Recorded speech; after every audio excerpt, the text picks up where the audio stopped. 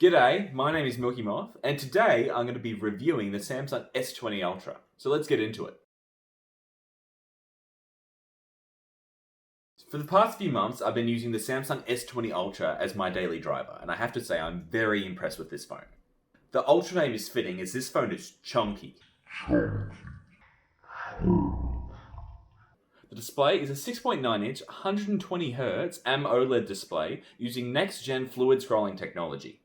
The Ultra has 12 to 16 gigabytes of RAM and 128 to 512 gigabytes of internal storage, although this can be upgraded with a micro SD card.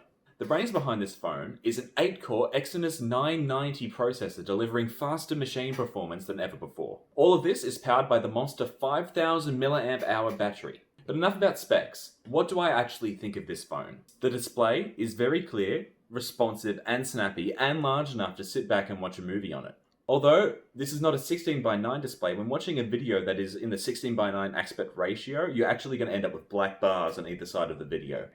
This can be fixed by using the zoom to fill feature that this phone has, which does cut off parts of the top and bottom and the sides, but I'm willing to give that up in order to use my entire screen real estate.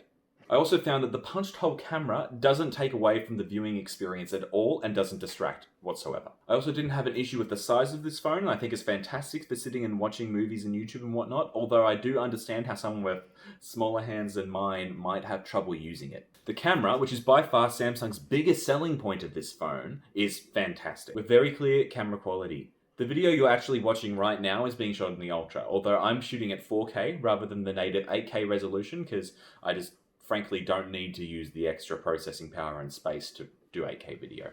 The zoom on this phone is impressive. The 10x zoom is fantastic and takes very clear and wonderful shots, but the 100x space zoom is a bit of a letdown, although I have seen worse digital zooms on the market before. One complaint which I do have, it actually made me think my phone was broken. When I first got it, I was shaking it around a little bit and there's a bit of a rattling noise that you can hear from the lenses. I thought this might just be my phone, but it turns out this is just an issue across the board for all of the Ultras, which is kind of unfortunate for a phone of this caliber. There are some pretty cool features to this camera. The slow motion and super slow motion, as well as hyperlapse, are fantastic. There is, of course, a Pro feature to the camera, which allows you to customize all the aspects of it. There is a food mode, which I think would be very useful for food bloggers and Instagrammers, because it highlights the food in the middle and somehow makes it look even more delicious than it already is. One of my favorite features about the phone is the single take feature, which at the press of one single button, you can take a large amount of photos and videos all at the same time. So if you want to capture a moment specifically in different ways at the same time, you can now do that, which is really cool. Another small detail that I really like is when you're using the selfie camera and you move from having one subject in frame to a second, the camera will actually zoom out so then you can see the second subject better and there's better framing, which is really cool. The camera is great, but some of the features do seem more like party tricks, such as the Bixby Vision feature, which sort of finds objects inside the camera and then it will Google for similar images and stuff like that. It can also detect text, do Google Translate and whatnot inside the camera itself, which might have some function for people who, for example, might be traveling overseas a lot and need to do that really often, but I don't see an issue just using a normal translator app or something like that. Some additional features this phone has are the edge functions. So it has a ruler, a tally counter. It also has a torch, a surface level, a compass. You can also screen capture doing this, choosing to do it in a circle, rectangle, or even save images and videos as GIFs. The rectangle feature is really useful, especially for stealing Instagram pictures from people or memes from people to send to your friends and whatnot.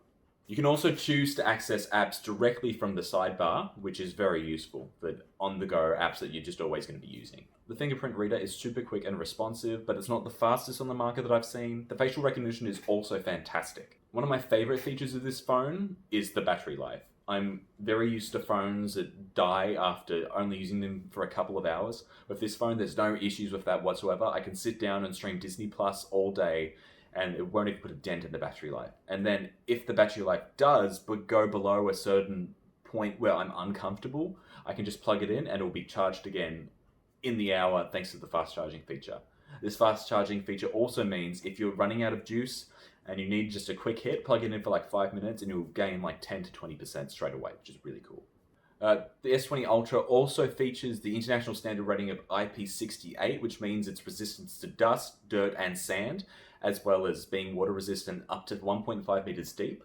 Samsung's testing say that they only use fresh water and they don't recommend doing that in salt water or chlorinated water, but I'm sure it'll be perfectly fine. And if you're someone like me who likes to be teched up everywhere you go, it means you can take your phone in your shower with you and watch your YouTube videos. The speakers are super loud and they are Dolby Atmos certified for, your surround sound.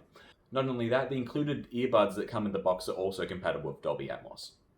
Overall, this phone is fantastic and I love using it and all of its features, but the price tag is a bit large, especially for, your average consumer. And it's about the same price as a decent laptop, which is kind of unfortunate.